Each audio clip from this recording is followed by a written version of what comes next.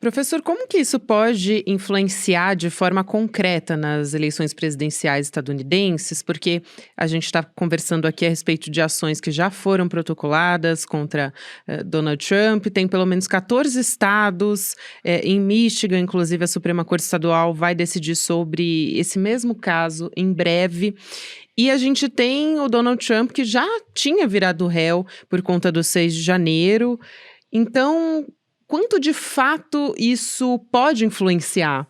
Agora que a gente tem também esse avanço no sentido de um Estado entendendo como inelegibilidade, porque não é exatamente novo que tudo isso aconteceu, e ele também já estava sendo julgado por isso, né?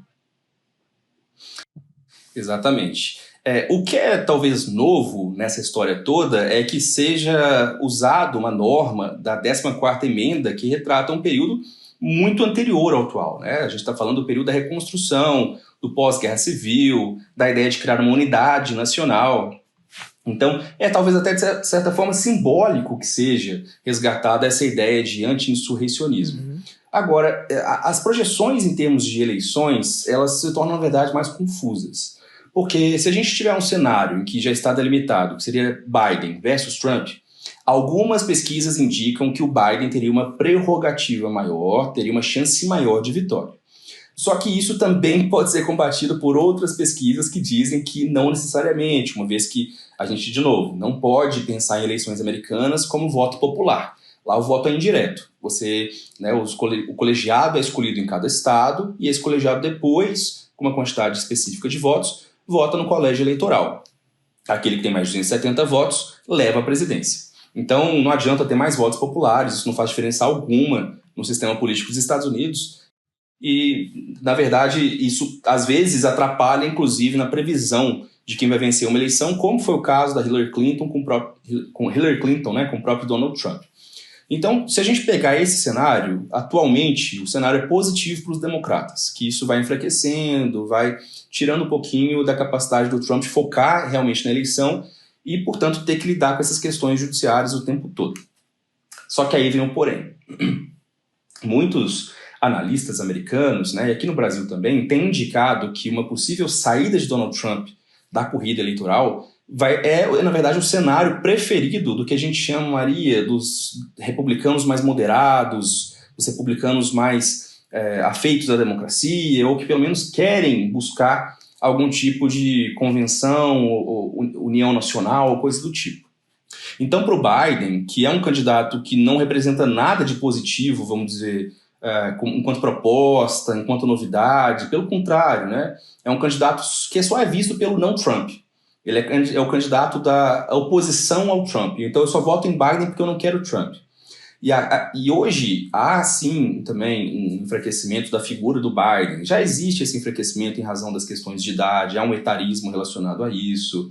Há também uma questão relacionada a como que o Partido Democrata não consegue criar novas lideranças. E também, agora, mais recentemente, a gente tem a questão de Israel e Palestina.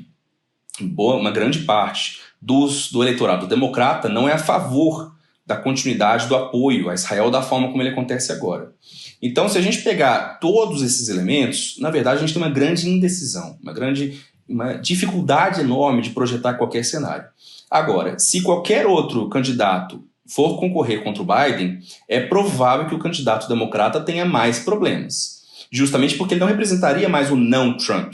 Ele representaria agora o Partido Democrata, que envelhece, que não consegue mudar e que fala muito e faz muito pouco, de fato, em relação àquilo que promete, tanto em termos climáticos quanto em termos econômicos, apesar de a economia americana ter reagido muito bem aos últimos anos com o Joe Biden, ao contrário do que foi com Donald Trump.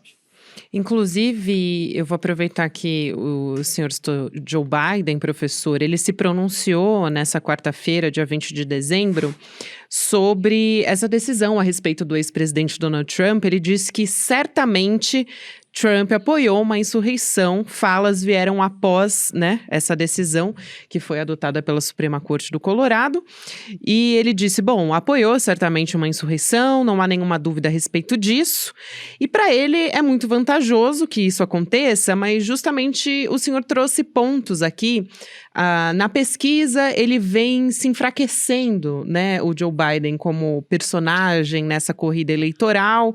Essa questão também de Israel é muito importante, porque apesar de não ser tão forte essas questões locais para uma decisão eleitoral, historicamente nos Estados Unidos, né, professor, e o senhor pode falar melhor a respeito disso, tem essa questão interna dentro do partido. Os democratas, existe essa espécie de cisão, né, em apoio ou não a Israel, em apoio aos palestinos. Então, isso também é muito importante. Agora, quanto isso pode realmente fortalecer Joe Biden? Porque pelo andamento das últimas pesquisas eleitorais, parece que o cenário não era muito positivo para ele. Como a gente disse também, essa história a respeito do 6 de janeiro não é exatamente uma novidade, inclusive fortalece muitas vezes a base do Trump. Ele já voltou a fazer discursos antimigratórios muito fortes, ele já está voltando a ser bastante agressivo nessa campanha eleitoral, né, professor? É verdade, Donald Trump ele não tem perdido tempo. Na verdade, do momento em que ele perdeu a eleição, ele já entrou em processo eleitoral, vamos dizer assim. Ele já está em campanha há muito tempo, né? E o problema dele talvez seja justamente esse, porque enquanto foi presidente, permaneceu em campanha. Havia nada de proposta, efetivamente. Havia um processo de desconstrução de políticas públicas, voltadas principalmente para a população mais pobre, para a população negra, LGBTQIAPN+, a questão da população trans e imigrantes, né, que hoje é uma das pautas mais importantes do país.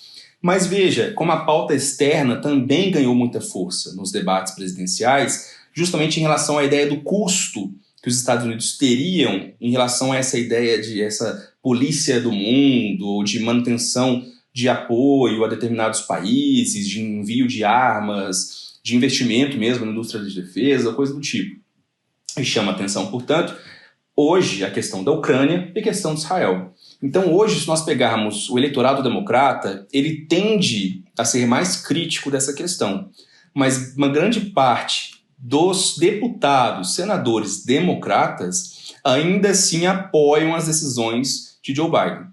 O que mostra que há uma certa dissonância em relação ao eleitorado com seus representantes. Isso também pode ser um ponto bastante negativo. Há muitas manifestações nas redes sociais que apontam para a ideia de que as pessoas não querem mais votar no Joe Biden em razão de tudo isso que tem sido feito.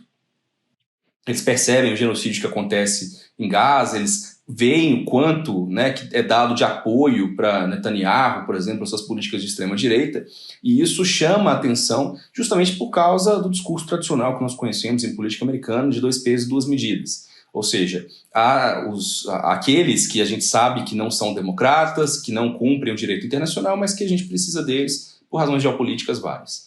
Então, em relação a esse eleitorado, eu tenho a impressão de que o Biden, de fato, ele também tem se desidratado e que Trump tem tentado capitalizar aqueles eleitores que votaram no Biden de uma forma a tentar só mudar o que tinha acontecido. Ou seja, aqueles chamados swing voters, né? Aqueles eleitores que votam muito a depender da economia, do contexto. E o contexto atual é uma polarização que parece não terminar. Pelo contrário, a figura do Donald Trump, o trumpismo, ele veio para ficar e duvido muito que nos próximos anos venha acabar.